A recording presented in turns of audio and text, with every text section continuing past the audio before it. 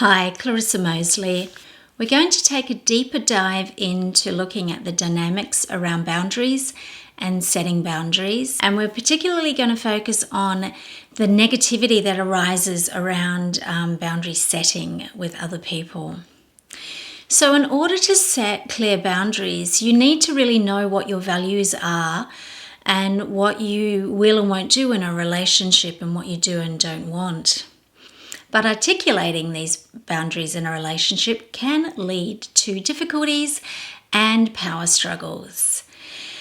So understanding that on a surface level in a surface relationship, say you've got a work relationship and you know that you do not like staying late after work or working beyond your time because it leads to feelings of resentment in you. So you have a value around your own time and what you will do with it and how much of it you're going to spend in a particular area. And so you set the boundary with your supervisor or even within yourself that you're not going to follow the suit of other workers that might be staying late, and you're going to be clear about the value of your downtime or your family time. And doing that might be a very different dynamic toward setting boundaries perhaps around time in an intimate relationship or in a close relationship with someone, a friendship or a family, but certainly in the intimate relationships, because this is where a lot of the power struggles tend to emerge, particularly in couples in the later stages of relationship.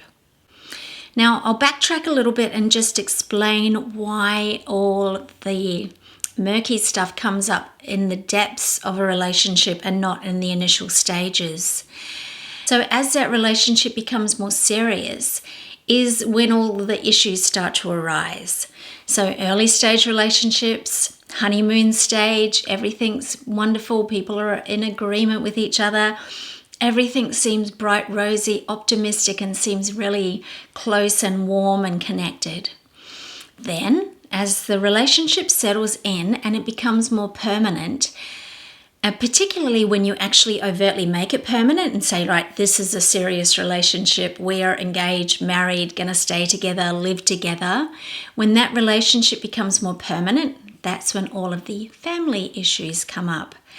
It's not a conscious thing. It's simply that making a relationship more like a family relationship, more like the relationship in the family of origin, more like the intensity and the closeness of, say, a parent-child relationship, that just tends to bring our inner dynamics up and out, and they act out in the relationship. So they play out in the dynamic in the relationship. The shit may not hit the fan in any relationship until there's a sense of permanence in it. So you kind of know you're in it for the long haul.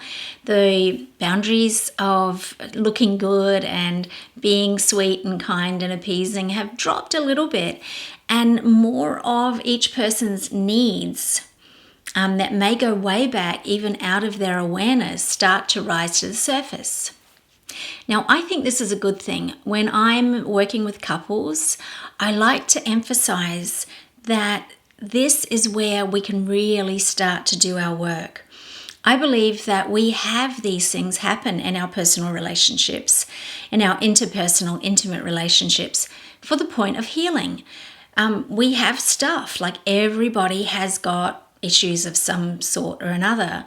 And they show up again and again so that we can see them and we can heal them and overcome them.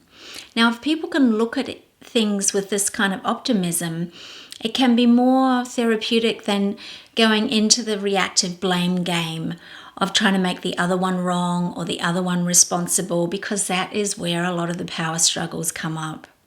It's where people start to try and set boundaries, and other people push back against them. The other partner might push back against them. So there are two areas of weakness when we're setting boundaries with another person. One is when they are unaware of and they're not really good at receiving boundaries or knowing where the boundaries are. And so then establishing what's okay and what's not okay can be met with resistance in the form of, oh, I didn't know that was a problem, and the other person can take it as being, they can get hurt, or they can take it as being an insult to them, or that they've done something wrong. And depending on their sort of go-to feeling, that can get activated. Now, most of the time you can resolve that with a simple discussion around, look, I don't want to hurt you, or I don't mean any harm. I'm just saying where my boundaries are, and so that things can be better for you and me. So in that situation, it's simply that the other person is unaware that you had a boundary in that area, and they need to just move into the comfort of the understanding of knowing that that is a thing for you, and to become okay with that and not take it personally. The other area where you can get into a little bit of a sticky situation in establishing boundaries in an intimate relationship is not where the other person doesn't quite understand boundaries from their family of origin, and it's a matter of education and feeling into that. It's where you're in a relationship with another person who really doesn't care too much about your boundaries. Obviously, we're pointing toward people with a greater level of narcissism or insensitivity, and you can sort of categorize that again. So, well, a narcissistic person really only cares about their own needs. So that is going to be a far more difficult area for you to negotiate, and it's definitely a flag that there is a deeper problem in the relationship dynamic. But don't jump to the conclusion that you're in a relationship with a narcissist, because it's a really easy go-to these days of blaming everyone for being a narcissist and putting them in that basket. There are other people who don't have a sense of the other person's interior world. That can be a cognitive deficit, or a neurocognitive one, meaning there's an element of being a little bit on the spectrum, where people don't have good mind sight into the other person. Doesn't necessarily mean that they don't care about your boundaries.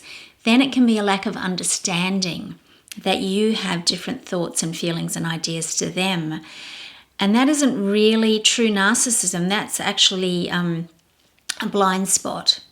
But either way, both of these problems point to being in a relationship with someone who has a lower level of empathy to you, or a lower level of an ability to understand that another person has different wants, needs, and feelings than their own. So there is a blind spot around, or a lack of an ability to be inside another person's mind, or particularly inside your mind if they care about you, and understand what's going on for you. Now, another way that can arise is if the person that you're in relationship has got overwhelming emotional needs of their own. So it's not that they don't care, it can be that they care too much, and they have an emotional overflow of their own needs. And while they appreciate your needs, they also have this great bundle of their own needs that need to be met. And so while this may look narcissistic, it's also, but you'll know if that person is narcissistic eventually, because you won't be getting hurt or felt or seen or cared about in other ways. Long term, narcissists can show up really good in the early stages with gifts and presents and floods of compliments, but we're talking about really feeling that the other person senses you and knows you. But the power struggles come out when one person feels that their needs are greater than, say, where the other boundary is laid out.